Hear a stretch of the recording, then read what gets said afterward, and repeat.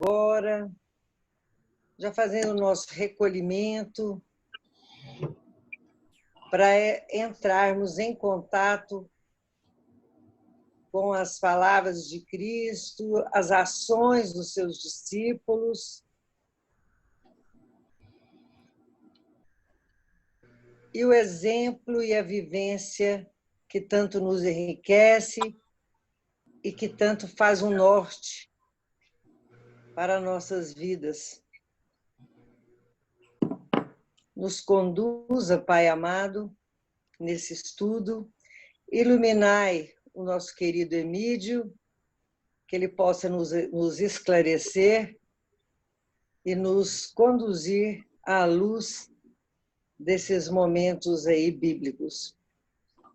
Pai nosso que estais no céu, santificado seja o vosso nome, venha a nós o vosso reino, seja feita a vossa vontade, assim na terra como nos céus. O pão nosso de cada dia nos dai hoje, perdoai as nossas ofensas, assim como nós perdoamos a quem nos tem ofendido. E não nos deixeis cair em tentação, mas livrai-nos de todos os males, pois vós sois o reino, o poder e a glória para todos sempre. Amém. Se conosco o Senhor durante todo esse trabalho. Assim seja. Assim seja. Então, pessoal, eu me candidatei aqui a fazer essa leitura do capítulo 3, do 1 até o 10º. É interessante que eu comecei a ler aqui, Emídio, e eu vi que foi Lucas, né, que escreveu o Atos dos Apóstolos, não é isso? E aí diversas partes foi colocado que ele foi sempre muito meticuloso, né? Ele sempre, quando ele ia falar o filho de alguém, ele falava o filho primogênito, o segundo, o terceiro. E ele sempre foi meticuloso, não é? E aqui, no início, tá tão escuro aqui, gente. Um minutinho.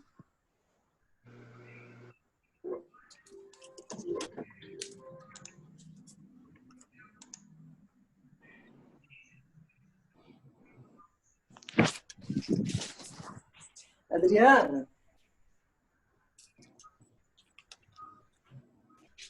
Me perdoem, gente. Hoje eu estou andarilha, né? Tudo certo. Vamos ver aqui. Tá.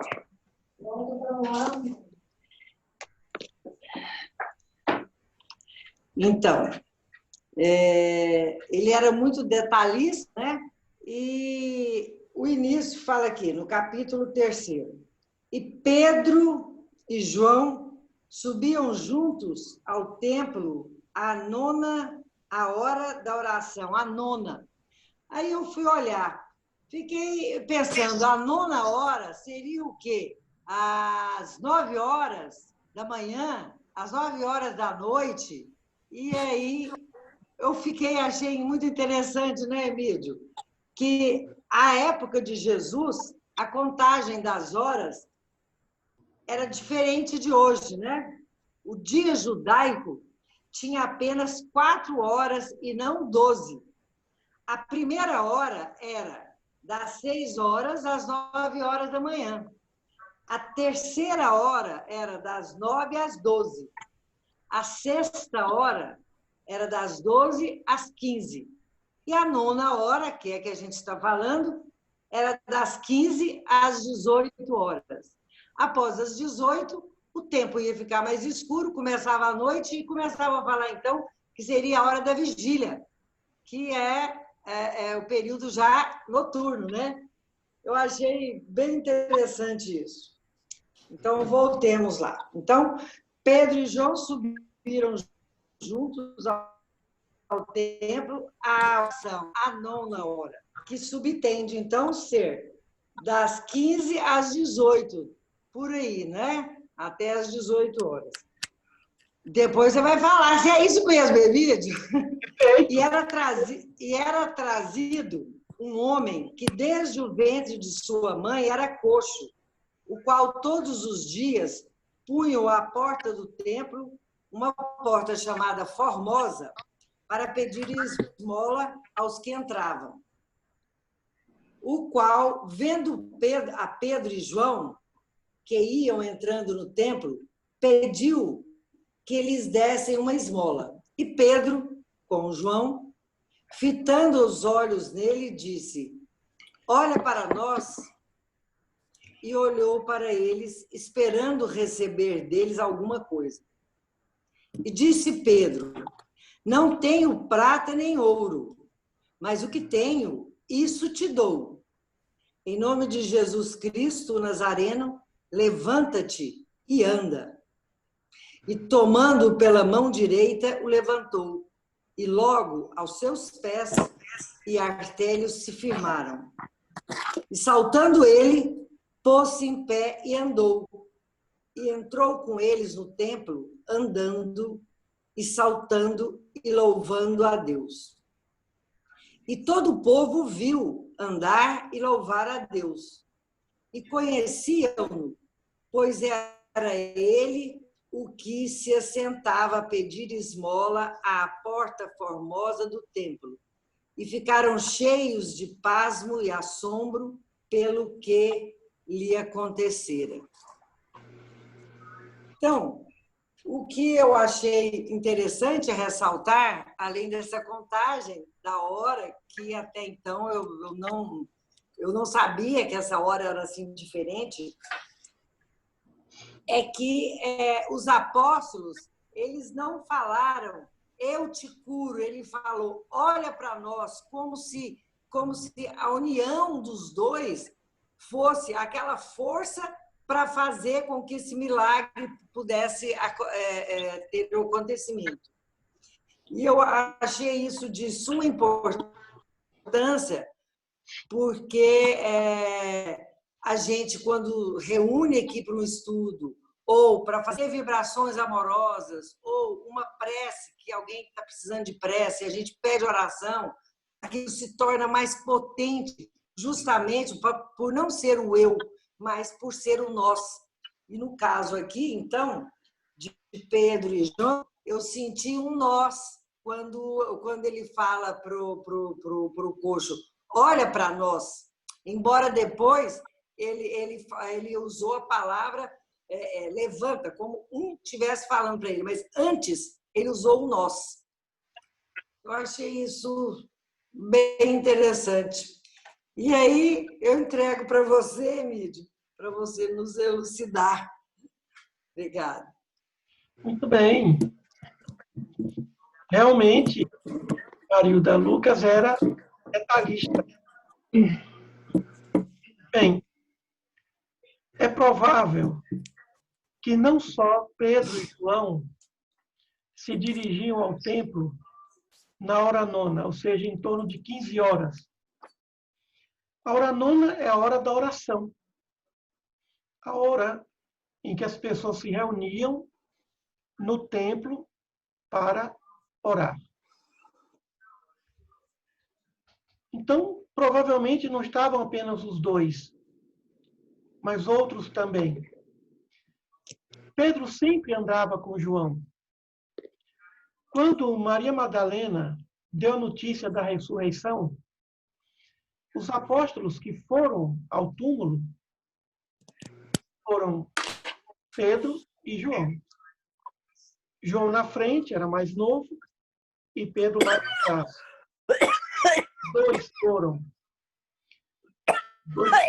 verificar a história de Maria Madalena.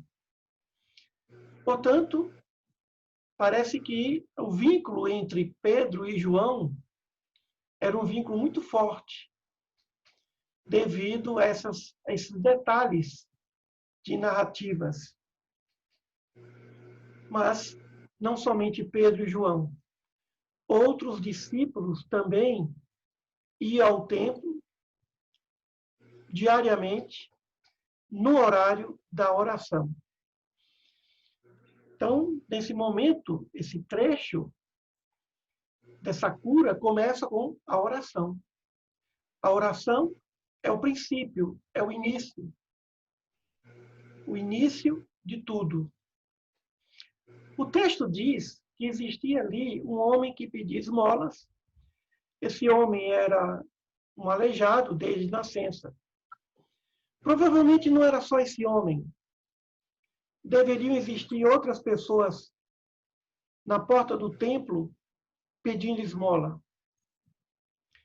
Mas esse homem parecia ser diferente. Esse homem era carregado.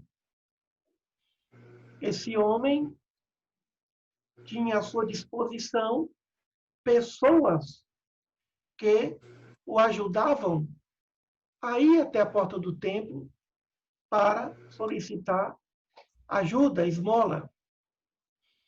Então, não era uma pessoa que ia sozinha ou que ia se arrastando de muletas, não. Pessoas carregavam esse homem da sua casa até o templo. Mas não significa dizer que apenas esse homem estava a pedir esmolas. É muito comum que outras pessoas também peçam esmolas onde alguém esteja pedindo. Então, e no horário da oração, no horário da comunhão, existem estudos que falam muito a respeito das virtudes desse homem, que era humilde, que era perseverante. Mas não é esse o objetivo dessa lição. O objetivo dessa lição não é destacar as virtudes de quem pedia, mas destacar as virtudes de quem doou, de quem promoveu a cura. É evidente que as portas do templo, todas as pessoas que pediam eram pessoas humildes, perseverantes, pacientes. Mas qual o sentido mais profundo, menos literal dessa passagem? É o sentido de uma autorreflexão. O que é que nós temos que não depende de qualquer elemento material que pode beneficiar alguém? O verdadeiro tesouro está exatamente no talento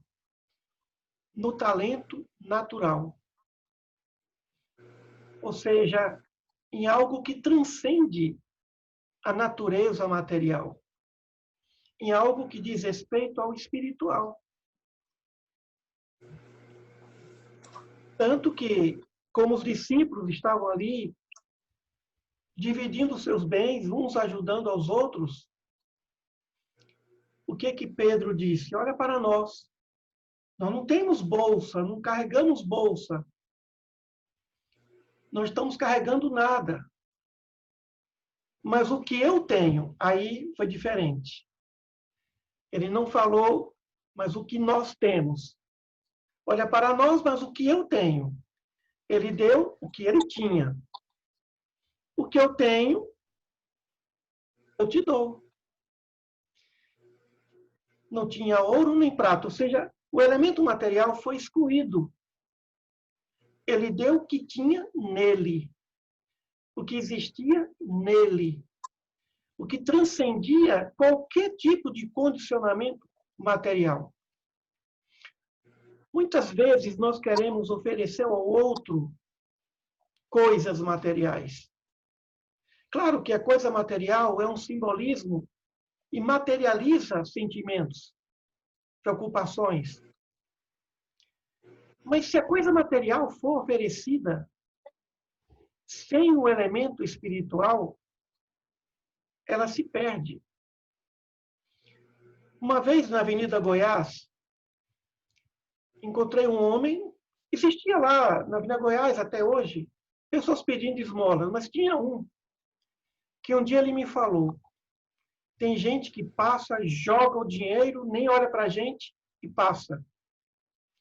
E ele dizendo o quanto ele se sentia humilhado com aquilo. Ele preferia pessoas que olhassem nos olhos dele, pudessem apertar suas mãos, mesmo que não tivesse dinheiro.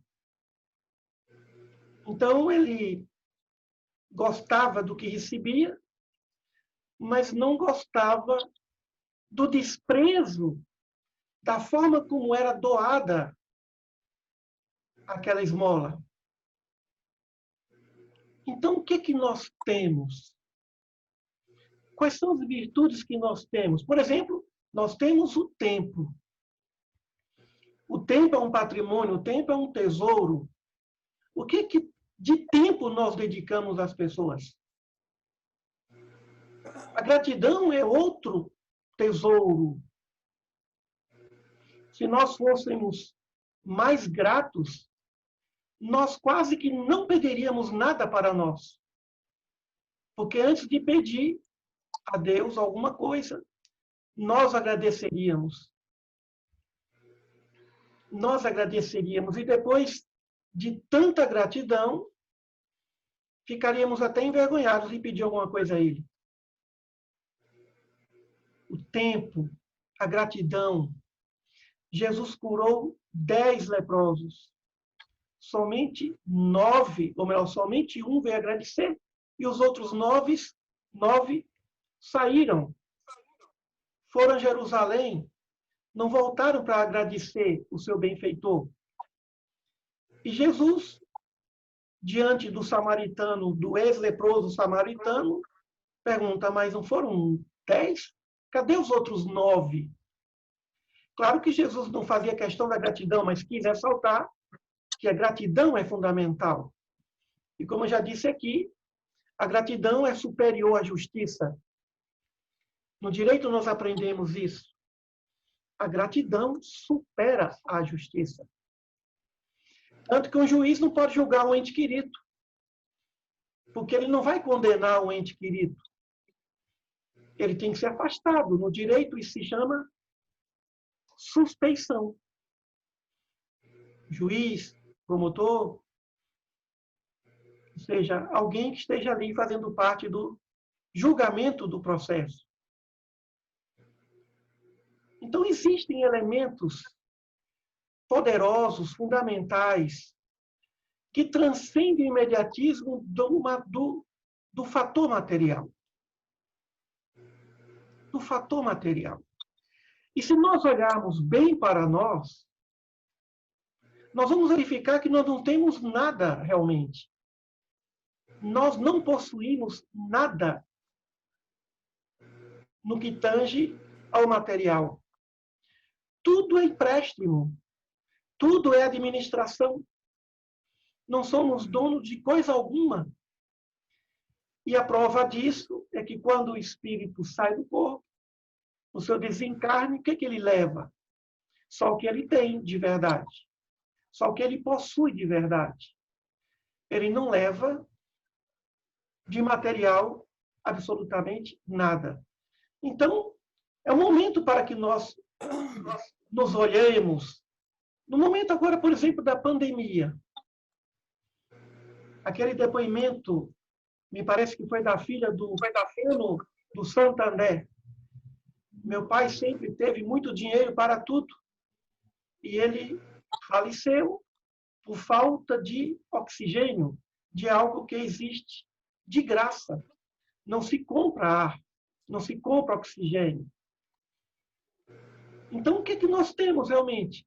É um momento de nós, um momento como esse, da pandemia, é um momento de nos olharmos, não apenas o outro olhar para nós, mas nós olharmos para nós mesmos. Olha para nós, o que nós temos, o que nós somos, que poder nós temos. Nós não temos absolutamente nada. Mas o que nós temos, que não se tira, a ferrugem não consome, e isso é possível dar, e com muita força, com muita propriedade. O que nós temos é muito forte. Por exemplo, a atenção. Por exemplo, o tempo. Por exemplo, escutar, ouvir. Ouvir o que a pessoa quer falar. Ouvir o que a pessoa quer dizer. O tempo. Ouvir. Mesmo que não tenha solução, mas ouvir a pessoa. Se possível, dizer o que sente. Ontem alguém chegou para mim e falou: professor, você é muito sincero. Eu falei: não diga isso. Quantas vezes a gente diz coisas que não são sinceras para não magoar, para não chocar. E aí vem, então, a mentira tem pacto com a caridade? Muitas vezes tem. Mas não se chama de mentira, se chama de caridade. Para que o outro não se choque diante da nossa forma de olhar. Veja bem, olhe para nós. E ele olhou. Às vezes nós queremos que o outro também faça essa reflexão. Olhe para você. Veja a sua situação. Você está no leito de dor. Você está em estado terminal e ainda com esse rancor, ainda com essa raiva. Não dá para dizer isso a um doente. Não dá nem dizer para ele: perdoe, não dá. Ele vai ficar magoado. O que nós podemos dizer? Palavras de otimismo, palavras de carinho. Porque a pessoa não quer se livrar da mágoa, não quer se livrar das amarras que o prendem àquele estágio evolutivo. Então, às vezes, a gente quer que o outro chame a atenção do outro. Olhe para você, veja a calamidade moral na qual você se encontra. Mas isso não é caridade. Tanto que no Evangelho segundo o Espiritismo diz lá que para nós chamarmos a atenção em relação a alguém que tem um defeito, temos que ter muito cuidado. Nunca propagar. E se tiver que chamar a atenção, falar em reservas e com muito cuidado. Eu costumo brincar e dizer que para cada crítica, 10 elogios. Para não chocar, para não maltratar. A autoestima do ser humano, por mais poderoso que pareça ser, é muito baixa. 1000 pessoas elogiam. Se uma só criticar, abala o professor e ele fica o final de semana todo chateado. Vamos ver, eu tiro por mim. Quando eu gravo meus vídeos, eu tiro lá comentários. Eu excluo comentários e curtidas. Eu excluo comentários e curtidas. Ninguém vai curtir, ninguém vai comentar um vídeo meu. Mas por quê? Porque terão muitos comentários positivos, mas eu não quero ler o negativo.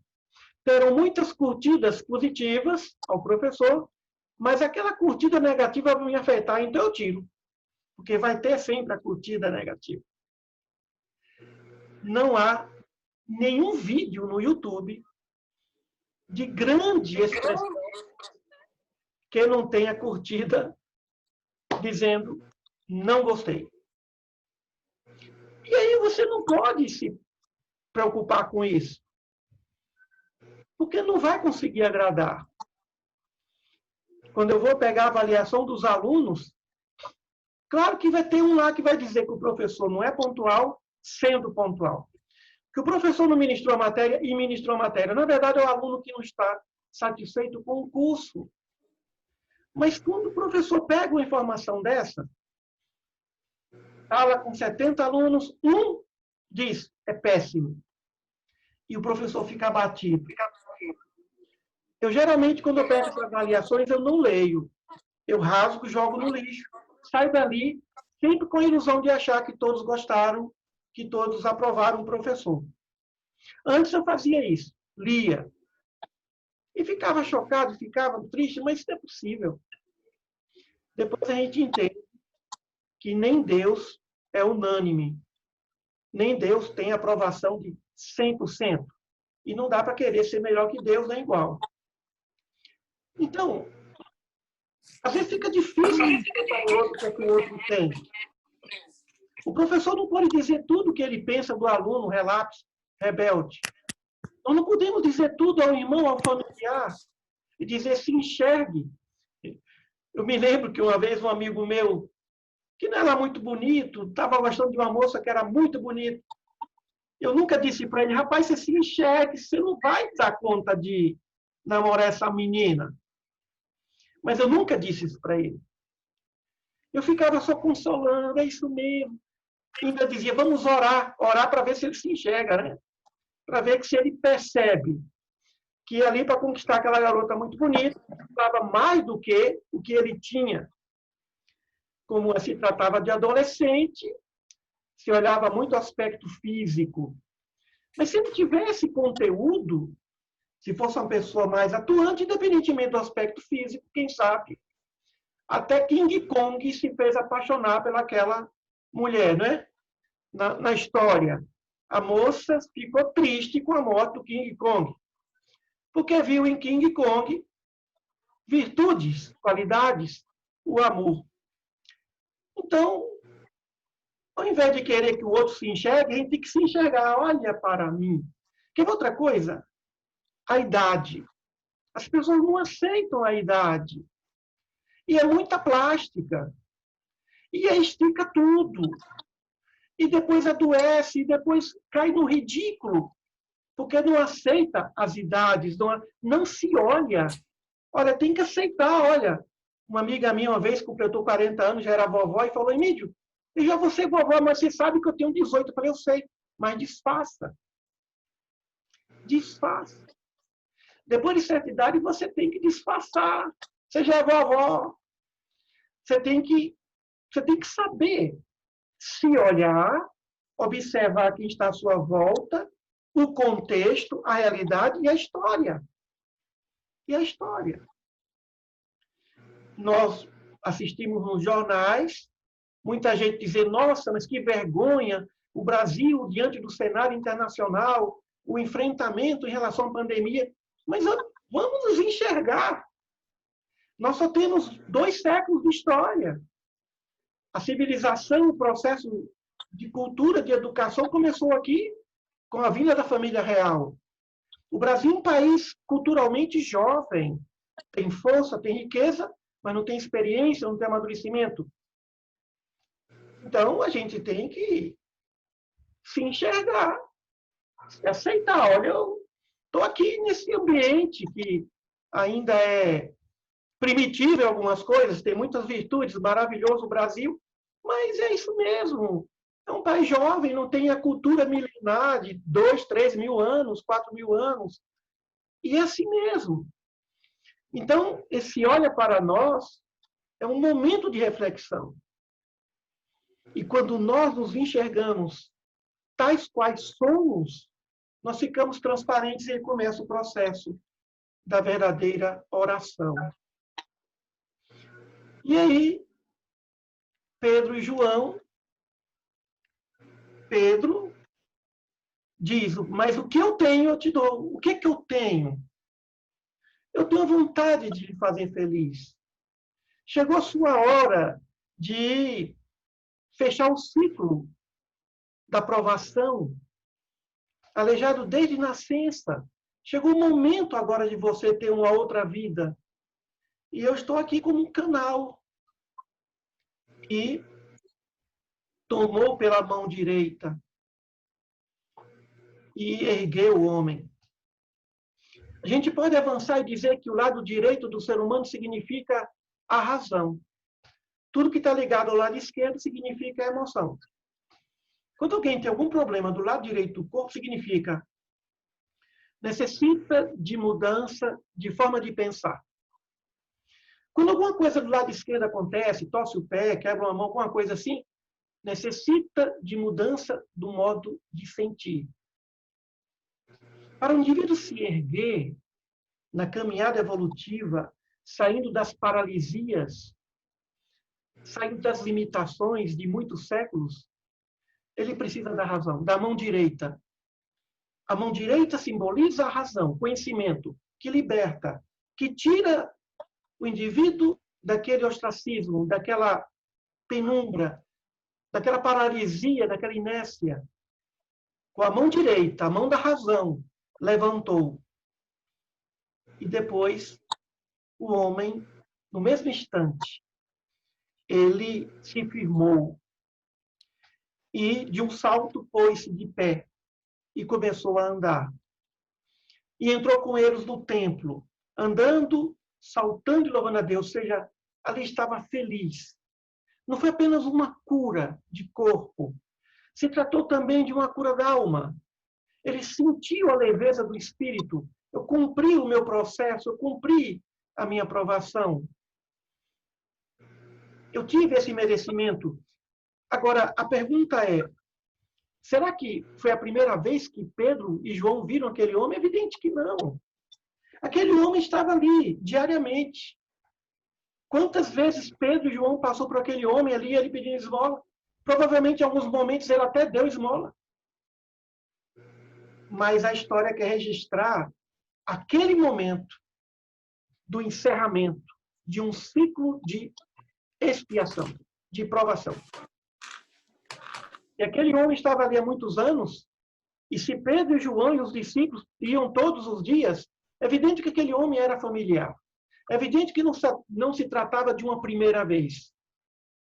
Não foi a primeira vez que Pedro e João encontraram aquele homem. Não foi a primeira vez. Mas foi o primeiro momento. Foi no primeiro instante em que Pedro viu, como agora estava muito bem acompanhado da presença dos bons espíritos, do Espírito Santo, foi o momento que ele percebeu que aquele homem deveria sair daquela provação. E aí, o que eu tenho, eu te dou. Eu tenho a minha vontade de querer que você se levante. Eu tenho a vontade de querer que esse ciclo se feche e que venha um novo ciclo. O que eu tenho é vontade, o que eu tenho é boa vontade, o que eu tenho é interesse de vê-lo bem, de vê-lo melhor. Isso vale muito mais do que prata e do que ouro. Então, é a reflexão. O que é que nós temos? O que é que nós temos que pode fazer tantas pessoas se levantarem e caminharem? O que é que nós temos que pode tocar o coração do outro? O que é que nós temos que pode fazer com que o outro saia do seu processo expiatório ou provacional? O que é que eu tenho que possa fazer com que eu mesmo levante e ande e saia dessa paralisia? O que é que eu tenho? A oração, a sinceridade, a boa vontade de acertar, o interesse de ajudar, o interesse de fazer com que as coisas estejam cada vez mais organizadas, ordenadas, para que o indivíduo esteja de fato preparado até para desencarnar. Como disse o profeta ao rei Ezequias, organiza a tua casa, porque tu vais morrer. Até para morrer o indivíduo tem que estar organizado, tem que estar devidamente alinhado, não ter qualquer pendência material ou moral com quem quer que seja, principalmente pendências morais. Nós chegamos ao planeta Terra com débitos morais e quase sempre nós acumulamos mais débitos morais, repetindo os erros do passado. É verdade que não é fácil sair desse ciclo vicioso, mas o indivíduo tem que ter um momento que ele vai ter que estagnar. E quando ele não consegue, as leis da natureza, as leis divinas, fazem com que ele passe por provações. Provações físicas, limitações de vários níveis, para que se estanque aquela avalanche de débitos contraídos em sucessivas encarnações. Então, nós estamos no momento de frear. É como eu disse aqui em reuniões anteriores, essa pandemia não vem para fazer a humanidade se melhorar. Não vai acontecer isso. É para não piorar. é para que a coisa não fique pior do que o que está. E isso é apenas o primeiro momento. Agora tem gafanhoto, tem ciclone, bomba, tem tempestade de areia. As pragas do Egito estão aqui no planeta Terra para ver se o ser humano não piore. Mas olha só, praga sempre existiu. Quando disseram para a mulher, para Ló, sua mulher não pode olhar para trás, não olhem para trás. Não olhem para trás. Sigam. A mulher de Ló, então, resolveu olhar para trás e virou uma estátua de sal. Então, nós estamos no momento que é para se olhe, se olhe. Olhe para frente, não olhe para trás. Não perca tempo olhando para trás. Não perca tempo olhando para trás em todos os sentidos. Nos sentidos de fatos, de acontecimentos e até de pessoas. Às vezes nós queremos olhar para trás para tentar resgatar pessoas. Pessoas que ficaram para trás. É evidente que nós não vamos. Quem ama não esquece, não isola e não deixa para trás. Mas Ló não pôde fazer nada com a mulher dele. Ele olhou para trás e ela se transformou na estátua de sal. E quantas estátuas de sal existem por aí? E quantos de nós ficamos e viramos estátuas de sal quando nós olhamos para trás? Quando nós não nos olhamos, quando nós não nos observamos.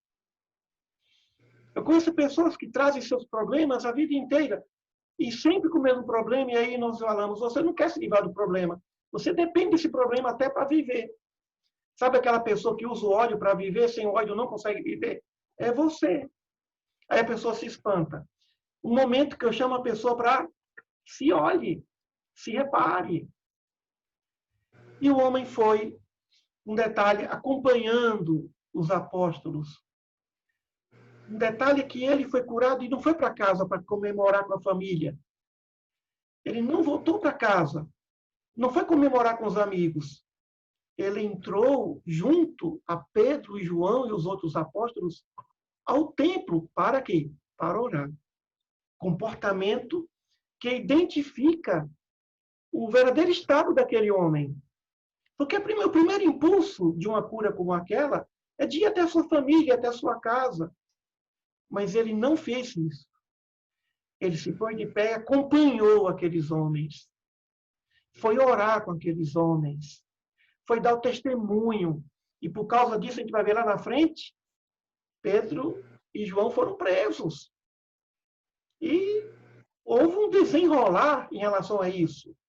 Houve uma consequência danosa em termos de julgamentos, agressões físicas, que Pedro e João sofreram por conta dessa cura. Quando nós estamos dispostos a ajudar as pessoas, nós também sofremos algumas consequências. Os inimigos do bem estão em toda parte. Então, um detalhe, ele não foi para casa, não foi comemorar com os amigos. Ele entrou com eles no templo. Pela primeira vez, ele entrou caminhando no templo e foi orar. Então, isso demonstra que aquele homem estava no ponto certo, no momento certo de ser curado. E lá dentro, ele deu testemunho. E as pessoas que o conheciam ficavam admiradas, mas ele é o esmolé, ele é o mendigo que sempre pedia. Agora está caminhando aqui. Isso gerou um espanto em relação a todos. Então, 4 coisas podemos refletir nesse episódio. Podemos refletir a postura do mendigo e a postura dos apóstolos.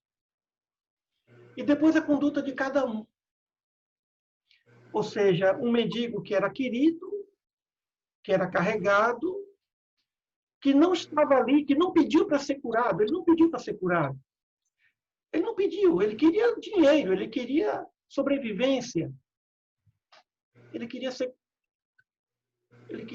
ser beneficiado com o elemento material. Mas chegou o momento dele ser beneficiado com as virtudes espirituais. E o grande mérito dele é que ele olhou para os apóstolos e olhou, olhe para mim. Ou seja, olhe para nós. Ao olhar, ele percebeu que não tinha nada de elemento material ali com eles, mas deve ter percebido mais coisa. Olhe para nós, olhe nos meus olhos, veja o que eu tenho. Entre na minha sintonia de fé, de caridade e sinta isso. Olhe para nós, ou seja, veja que não temos dinheiro, mas veja o que nós temos, que é muito mais forte. Nós temos fé, nós temos sintonia, nós temos amor, nós temos compaixão, nós temos interesse, nós temos gratidão, interesse em lhe ajudar. Interesse em lhe ajudar. Isso lembra muito uma passagem do Bezerra de Menezes, que não tinha como dar o dinheiro para alguém comprar o remédio, a receita, e pediu, tirou o seu anel de formatura e deu, ó, vai lá e compre com o meu anel de formatura. Tem outro do Chico que pediu para picotar a receita, colocar num copo d'água e tomar aquele copo d'água. Ou seja, a pessoa se curar. Então, o personalismo faz com que nós nos sintamos muito melhor do que somos ou muito pior do que somos. Porque o personalismo depende muito da aprovação dos outros. O personalismo depende muito da aprovação dos outros. Se os outros dizem que nós estamos bem, nós estamos bem. Se os outros dizem que estamos mal, estamos mal. O personalismo ele é muito superficial. É como conhecimento empírico, ele é superficial. Então, tem que sair da casca do personalismo e percebermos que nós somos seres divinos, poderosos, imortais, centelhas poderosas de Deus, obra-prima do universo. Por isso a necessidade do autoconhecimento. Nós temos muito, nós podemos muito. E muitas vezes nós nos subestimamos. Nós ficamos na lama dos vícios, das viciações de todos os níveis, quando nós podemos entrar em uma sintonia bem superior, bem diferente, e desfrutarmos por antecipação as venturas dos céus. Aquilo que eu disse uma vez aqui, preciso pararmos e pensarmos nos anjos, como eles agem, na existência deles. Se é difícil pensar em Deus e visualizar a face de Deus, pelo menos é possível visualizar as faces infinitas dos anjos. Então, vamos olhar para nós e vamos ver luz. Vós sois a luz do mundo.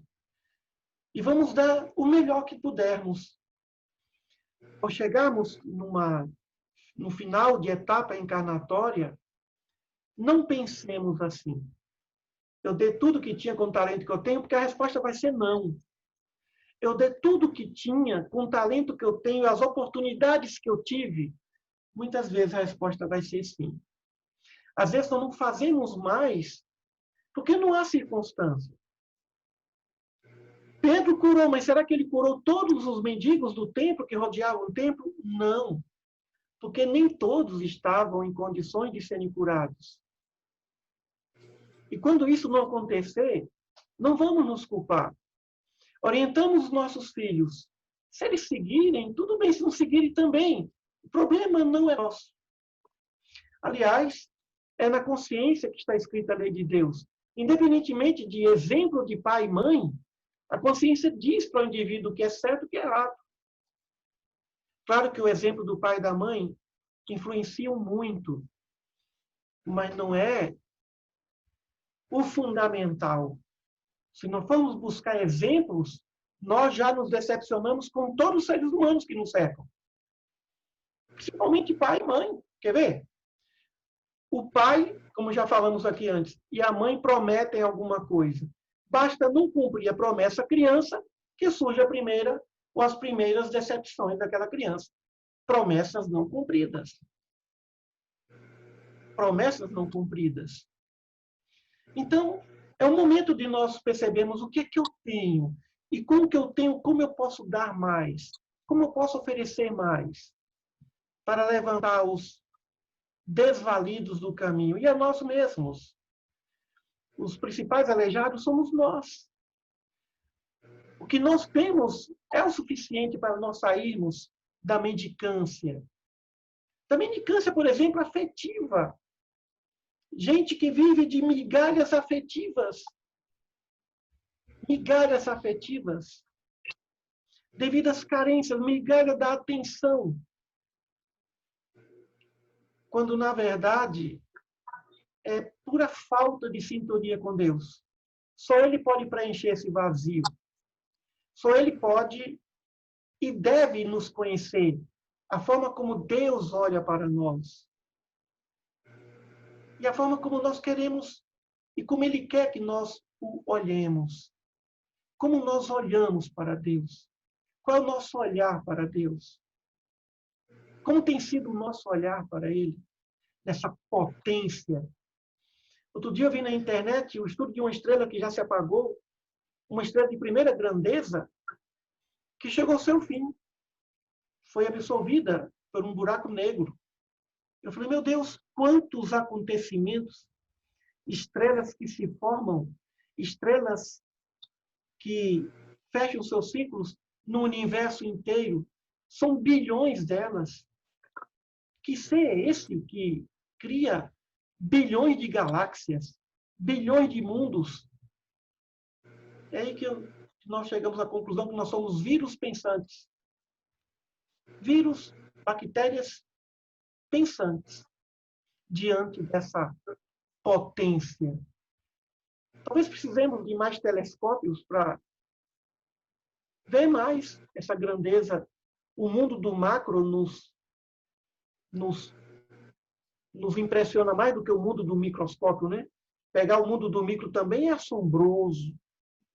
O mundo do micro é organizado, o mundo do micro é infinito, assim como o mundo do macro. Nós somos deuses. Nós somos Cristos das células que carregamos. Cada célula do nosso corpo corresponde a um mundo. E nós somos Cristos dessas células. Como muita gente fala. Então, é o momento de olharmos para nós, é o momento de observarmos o que nós temos, multiplicar esses talentos, fazer o melhor, e aí vai consistir num grande milagre. O grande milagre da vida são esses dois pilares. O autoconhecimento. Olhe para você, não se iluda com o que você é, no seu estágio atual, e dê o que você tem de melhor. Então, quando Pedro disse, o que eu tenho eu te dou, ou seja, o que eu tenho de melhor eu te dou. E vou te dar o melhor, e o meu melhor é o que você quer. O meu melhor é o que você quer. Então, são essas reflexões. Mas tudo isso começou a caminho da oração. Eles iam à oração, indo ao templo, o lugar íntimo, para orar. É pelo caminho da oração que nós vamos nos conhecer, nós vamos conhecer a Deus e nós vamos tirar dali o nosso melhor para que, após a oração, possamos espalhar isso pela sociedade, pela convivência em comum. São essas algumas das reflexões, dentre tantas outras que se pode ter diante de um texto tão rico quanto esse.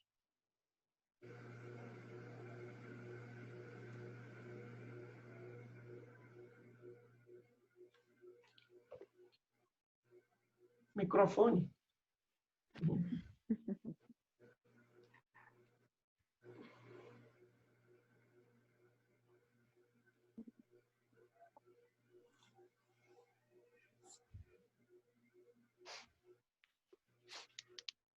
Oi, eu fiquei na medida do possível aqui atenta à lição de hoje, porque, na verdade, é muito importante nós termos refletido. Tá ouvindo? Está dando para ouvir? Estamos ouvindo. Tá. Sobre a condição, né, da cura. como aconteceu. E eu fiquei pensando, porque Cristo, sempre ele perguntava se a pessoa queria ser curada, não era assim? Primeiro Cristo perguntava, o que queres que eu faça? E os discípulos não. Os discípulos, eles, como você mesmo disse, eles curaram sem a pessoa pedir a cura. Eu queria que você falasse nisso, essa diferença, Emílio. Por que a conduta de Cristo foi uma e dos discípulos foi outra? Não, mas Jesus também curou muita gente sem que alguém pedisse, né? Por exemplo, os leprosos pediram, mas a mulher que tinha aquele sangramento, aquela hemorragia, ela não pediu, ela não pediu a ele, mas ela pensou, se eu tocá-lo, né? Mas na maioria foi, né? A maioria E o Cristo podia. Né? E ele atendeu, né? E ele atendeu. Mas alguns pediram uma coisa, ele deu outra. Por exemplo, o pedido da filha de Jairo. Inclusive, ressaltando o que a Marilda disse, o único que disse que a filha era única foi Lucas, no Evangelho de Lucas. Então, quando Jesus recebeu o comunicado de que ele deveria visitar a casa de Jairo, que era o chefe da sinagoga de Cafarnaum, o que o Jairo queria? A cura da filha. Mas quando Jesus chegou lá, a filha tinha morrido. Então, Jairo não pediu mais para ressuscitar. Muito pelo contrário, quando ele chegou lá, disseram, não, agora ela morreu. A menina está morta. E Jesus disse, não, ela não morreu. Ela dorme. E quando entrou nos aposentos com João lá e os pais da menina, ele chega, se aproxima e diz, Talita cum, menina, acorda. 3 ressurreições. Com a menina, ele pediu para acordar, o filho da viúva da cidade de Naim, que ele pediu para se levantar, estava a caminho do cemitério, e Lázaro, que já estava sepultado. Lázaro, vem para fora. Veja bem, Marta e Maria não pediram para Jesus curar Lázaro. A gente sabe que ele não estava morto. Nem Lázaro pediu, nem Marta e Maria pediu. Senhor, ele já está há 3 dias, já está em estado de putrefação, Senhor, não tem mais jeito. Então, queriam que ele fosse antes, quando Lázaro estava doente. Senhor, Lázaro está doente, só tem que ir logo. E Jesus esperou, não, isso é para a glória de Deus. E aí, Marta e Maria não pediam para curar Lázaro, já estava sepultado. Nem Lázaro. Mas Jesus pediu para que alguém abrisse o túmulo e disse, Lázaro, vem para fora. Então, há muitos casos que Jesus curou sem pedidos. O pedido de Lázaro veio antes, ele não atendeu. Depois ele curou, mas aí foi outra coisa. Aí foi assombroso, né? Foi outra coisa diferente, né? Então, existem momentos, o caso da filha de Jairo, queria que fosse, né? O caso mesmo da viúva, do filho da viúva de Naim, ela não pediu para Jesus curar, o menino já estava indo ao cemitério. E Jesus parou. Né? Eu concordo com você. Agora, no íntimo de todos, o desejo da cura, né? Mas não o desejo da ressurreição.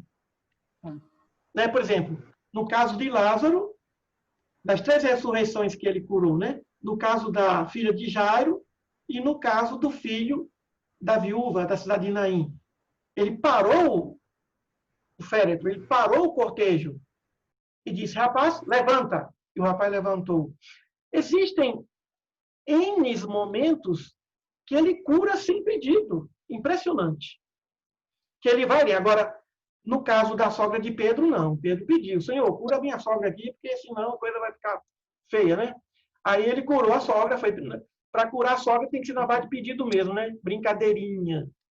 Brincadeirinha. Será que Jesus não curaria a sogra se não pedisse? Curaria também. Ele morava com Pedro, né? Morava com Pedro, né? No caso da mulher sofrendo de hemorragia, né?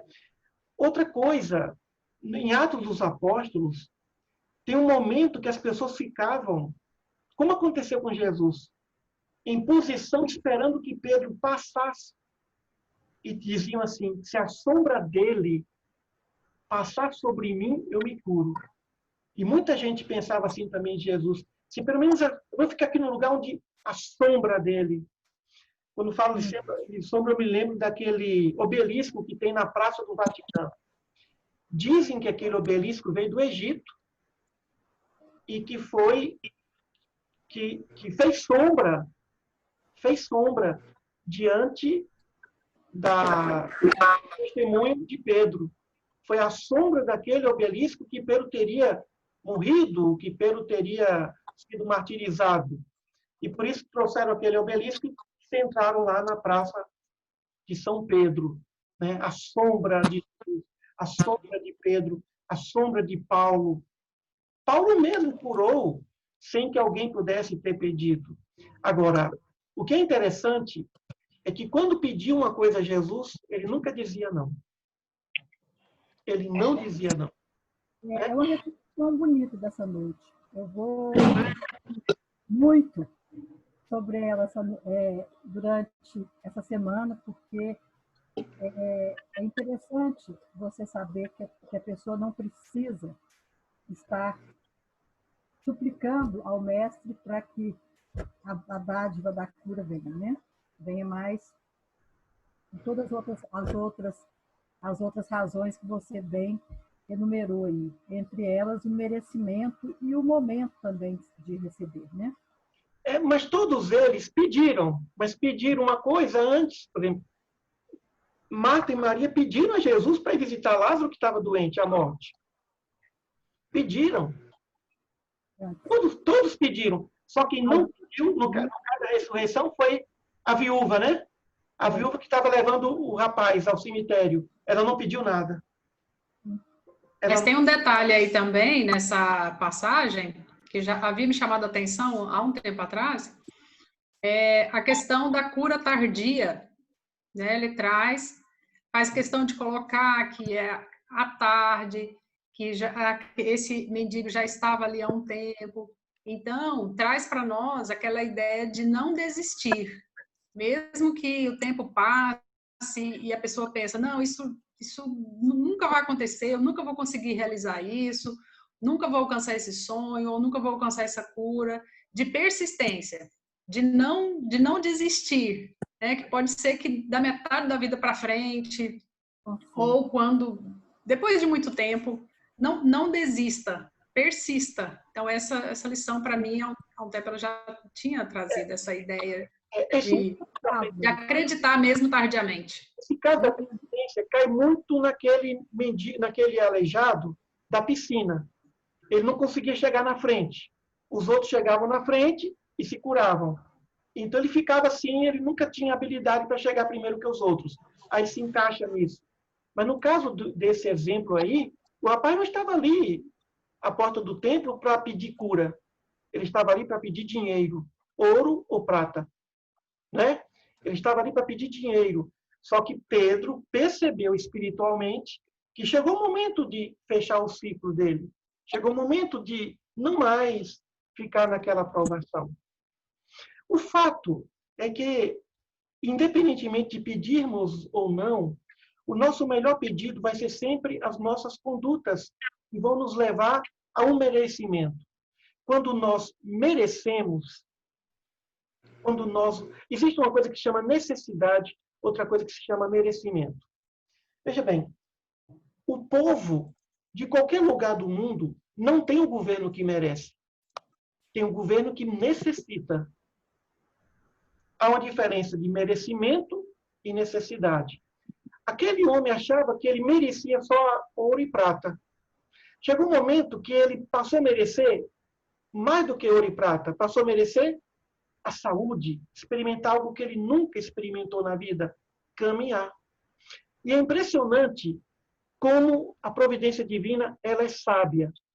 Muitas vezes ela nos dá além do que nós pedimos, além do que nós desejamos e até além do que nós necessitamos. Por exemplo, é só vocês fazerem uma observação em relação ao passado. Quantas coisas excelentes aconteceram em nossas vidas que nós nunca imaginamos. Por exemplo, no meu caso, escrever Tratado dos Evangelhos. Eu nunca pensei que eu tivesse condições de escrever um livro desse. Isso foi além de todas as imaginações, de todos os desejos, de qualquer tipo de pretensão de merecimento. Então, muitas vezes, a providência divina nos dá coisas, e aí está o grande milagre, que nós nem imaginamos, que nós nem pedimos. Quer ver? A casa que nós moramos, o lugar que nós moramos, as pessoas com as quais convivemos, o ambiente que nos cerca, muitas vezes bem melhor do que nós poderíamos imaginar. Então, o que é interessante é o indivíduo perceber que ele não está sozinho, que ele está sendo observado o tempo todo. Ele está sendo vigiado, supervisionado, monitorado. E que se ele continuar no caminho dele, do cumprimento dos seus deveres, coisas maravilhosas vão acontecer. Como aconteceu com esse paralítico. Foi algo que ele nunca imaginou que pudesse, que ele nem pedia mais a Deus aí sobre isso. Já estava, era de nascença, já estava conformado. Ele era aleijado de nascença. Eu tenho certeza que ele nunca pediu, nem no templo de Jesus, que Jesus também ia até lá. Jesus também frequentava o templo de Jerusalém, e Jesus também certamente conheceu esse homem. E não curou. E não curou. Esse homem não apareceu só naquele dia.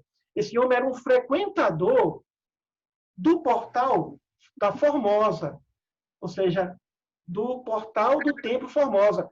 Nem Jesus curou esse homem, porque não chegou o tempo. E também porque ele não pediu. Ele não pediu, ele não estava ali para pedir cura. Mas aí o que está? Ele era um indivíduo que estava cumprindo seus deveres. Não sabemos da vida desse homem, como ele educou os filhos, os seus netos, a sua vida familiar. Não sabemos nada sobre ele, da sua história. Mas o fato é que naquele momento ele mereceu aquilo. Ele mereceu essa alegria para que ele pudesse saltitar. Então, a análise é essa. Agora, aquele que estava na piscina de Betesda, ele queria a cura. Senhor, eu estou querendo ir, mas eles vão primeiro que eu. Porque a piscina, ela exalava uma substância que curava. E Jesus, naquele momento, disse, você quer curar? Então tá bom, então levanta. Você não precisa que alguém mais lhe carregue para ser curado. Né? A grande reflexão disso é coisas maravilhosas acontecem em nossas vidas quando nós estamos no caminho reto. Coisas que nós nunca poderíamos imaginar. Coisas que nós nunca poderíamos sonhar. Maravilhosas acontecem em nossas vidas. São muitas bênçãos que acontecem em nossas vidas. Muitas bênçãos. E aí que está. Temos que saber disso.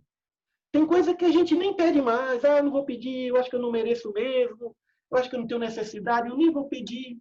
De repente aparece. Aparece mais do que o indivíduo poderia imaginar. Foi o que aconteceu com esse paralítico. Foi uma cura espetacular. Foi o que aconteceu com Lázaro, já sepultado. Uma cura espetacular. Né? E essa é a grande consolação. Deus está sempre pronto para nos causar grandes impressões, para nos causar grandes, inesperadas, indizíveis e inomináveis bênçãos. Só precisamos acreditar e continuarmos no caminho reto.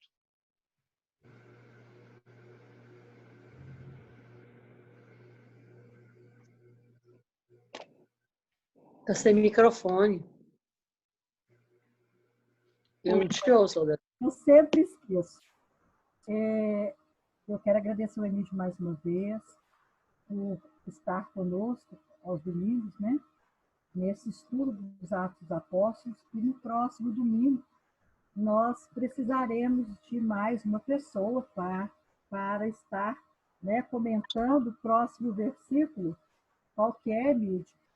O outro trecho?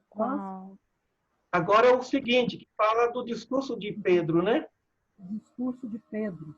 Então, quem poderá estar também estudando junto com o Emílio? A Tati poderia, Tati?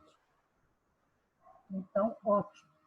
A Tati vai ficar encarregada de estar também auxiliando o Emílio aí no próximo domingo, tá bom? E agora nós vamos convidar todos para fecharmos os nossos olhos, para exercitarmos um pouco a gratidão. Gratidão a Deus por todas as curas que foram feitas em nossas vidas, gratidão por esses momentos de estudo. E como nós estamos aqui à frente da Mary, da Lúcia, da Cristiane, da Reila, que todos tiveram familiares ou elas próprias recuperadas da enfermidade, do Covid em suas famílias, do Covid, né, em suas famílias, nós temos que agradecer por essas curas e temos que agradecer também por todas as dificuldades desse isolamento em todas as famílias com as quais convivemos e pedir também ao Mestre Jesus a cura daqueles que ainda estão no leito de dor, né? Então, fechemos os nossos olhos e mentalizemos a figura amorável do Mestre ou dos apóstolos com a mão na cabeça de um doente, a curar, a transmitir o passe que vigora as nossas energias físicas e psíquicas. Pensemos em Jesus, pensemos em todas as pessoas que conosco convivem e moram e que porventura estejam enfermas neste instante. Em especial, nós rogamos pela Lena, que está no Hospital Santa Bárbara, na UTI de lá. Leste Universitário. Dr. Leste Universitário. Queremos te rogar também pelo pai e pelo filho, Jamil Mesquita e Fabrício Mesquita, que estão na UTI do Orion, também todos vitimados pelo Covid. Vamos emitir a todos eles as vibrações de paz, de recuperação e de saúde. Mentalizemos Jesus, mentalizemos uma luz verde descendo sobre nós e de nós partindo a eles. E oremos juntos a prece que o Mestre nos deixou. Pai nosso que estás nos céus, santificado seja o vosso santo nome, venha a nós o vosso reino, seja feita a vossa vontade, assim na terra como ela é feita nos céus. O pão nosso de cada dia dá-nos hoje, Senhor. Perdoai as nossas ofensas e ensina-nos a perdoar aqueles que nos têm ofendido. E não nos deixeis cairmos em tentação, mas livrai-nos de todos os males, da prática de todo e qualquer mal, porque só vós é o reino, o poder e a glória para todos sempre. Mestre Jesus, abençoai todos nós que aqui nos encontramos nessa sala virtual, todos os nossos familiares, todos os nossos entes queridos e todos os nossos enfermos também. E na sua paz, nós encerramos este estudo deste domingo. Que assim seja. Assim.